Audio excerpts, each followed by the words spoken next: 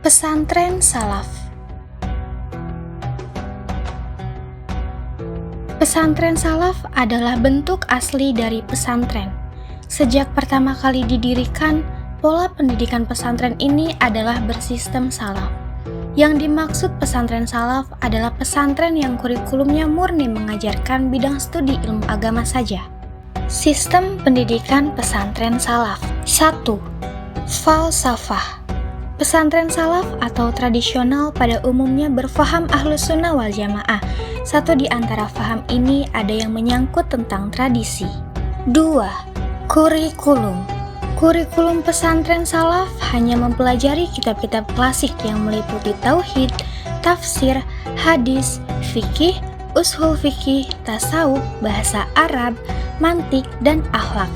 Pelaksanaan kurikulum pendidikan pesantren ini berdasarkan kemudahan dan kompleksivitas ilmu atau masalah yang dibahas dalam kitab. Jadi, ada tingkat awal, menengah, dan tingkat lanjutan. 3. Metode pengajaran.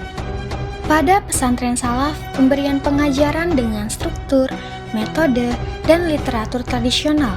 Pemberian pengajaran tradisional ini dapat berupa pendidikan formal di sekolah atau madrasah dengan jenjang pendidikan bertingkat, maupun pemberian pengajaran dengan sistem halaqah atau lingkaran dalam bentuk pengajian weton dan sorogan. Pengajian weton yaitu di mana kiai dan ustadz membacakan kitab, menerjemahkan, dan menerangkan, sementara santri atau murid mendengarkan, menyimak, dan mencatat apa yang disampaikan oleh kiai.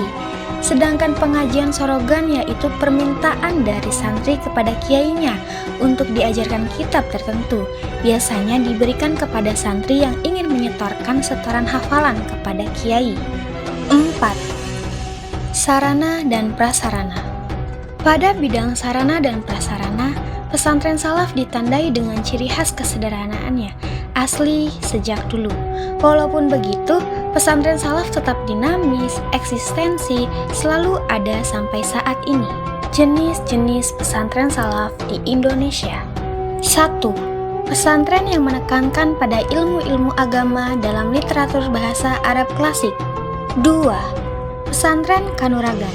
Pesantren yang menekankan pada pendidikan kesaktian dan kanuragan di samping pendidikan agama. Pesantren tipe ini tidak banyak namun masih tetap ada.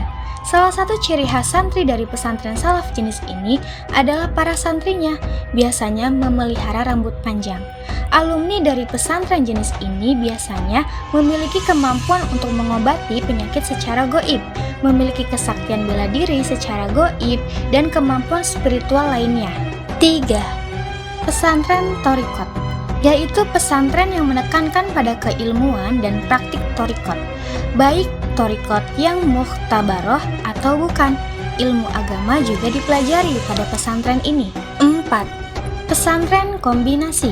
Pesantren yang mengombinasikan berbagai macam sistem yang ada di pesantren salaf atau modern, seperti Pondok Pesantren Al-Khairat di Malang, yang di dalamnya terdapat program kitab kuning, tahfizul Quran, pendidikan formal, bahasa Arab intensif, soft skill, dalam bidang-bidang seperti komputer, informatika, tata busana, tata boga, dan jurnalisme. Tantangan pendidikan pesantren salaf. 1.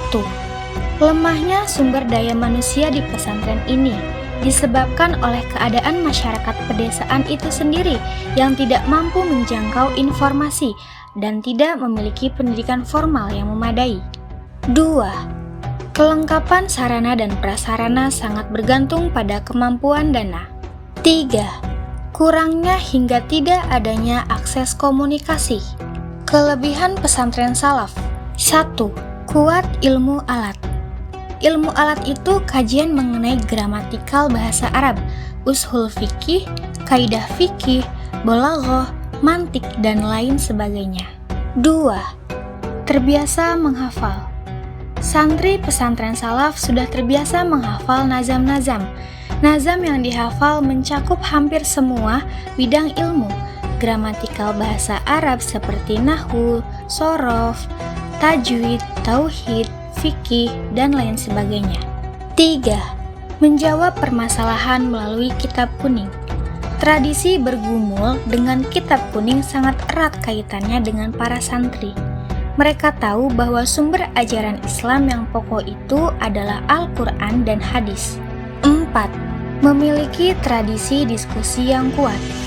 Setiap hari, para santri salaf hampir diwajibkan berdiskusi atau bermusyawarah. Bila di pagi hari mereka mengaji, biasanya waktu malam digunakan untuk diskusi, membahas pelajaran yang telah diajarkan pada pagi hari. Kekurangan pesantren salaf. 1. Menutup diri akan perubahan zaman dan bersifat kolot dalam merespon modernisasi. 2. Lebih menekankan ilmu fikih, tasawuf, dan ilmu alat. 3. Adanya penurunan kualitas dan kuantitas pesantren salaf. 4.